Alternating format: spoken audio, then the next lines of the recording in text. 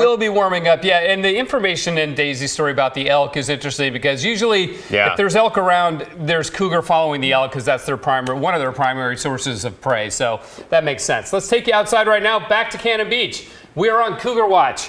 I don't see any in this shot. Lots of people, though. A few canines, some seabirds. That's all we've seen so far from our viewpoint. Temperature is nice and pleasant at 66 at the beach with the wind coming in off the ocean at 17 miles an hour. We made it up to 89 today, so we warmed up a little bit more than I thought we would, but still in the 80s except for Troutdale made 90, 87 in Kelso, 89 in McMinnville. Around the state, lots of 90s in eastern Oregon. In fact, most of eastern Oregon in the 90s. A 95 in the Dalles and Medford, 98. We may see triple digits in Malheur County and in the Rogue Valley later this week, but for the Willamette Valley, we will top out in the 90s and generally below 95 on Sunday, which should be our hottest day.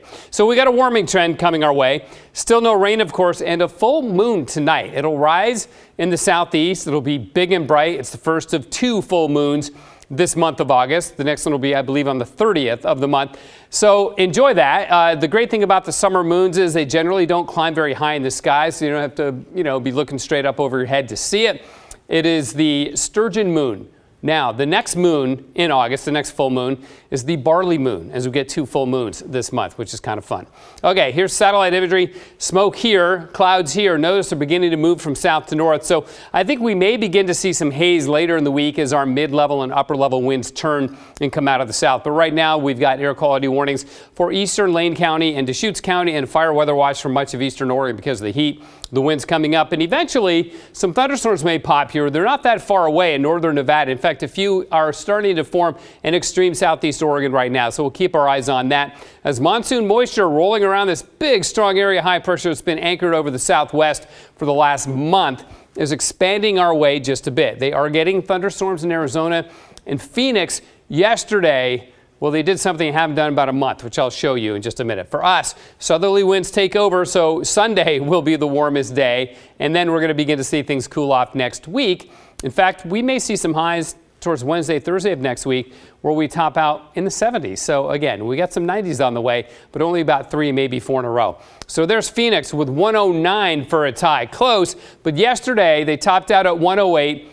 First time in a month that they did not hit 110. From June 30th to July 30th, 110 or hotter. In about 20 days of that, the lows never got out of the 90s. Imagine that, not dropping out of the 90s overnight. So Phoenix finishing up their warmest month ever on record, and they blew the old record away by like 3 degrees. So thunderstorms popping over the high terrain north of Phoenix, which is good. They're getting at least some cloud cover down that way. We don't have any cloud cover. 89 freezing level at 14,300 feet. So it will remain high as we go through the next couple days. Did you see that humidity, by the way, in Portland? 16% right now. Clear tonight, sunny again tomorrow. We'll top out very close to what we did today with a high of 87. Thursday, 88. Friday, 87. There are the 90s. Saturday, Sunday, Monday. I think Sunday will be the hottest day.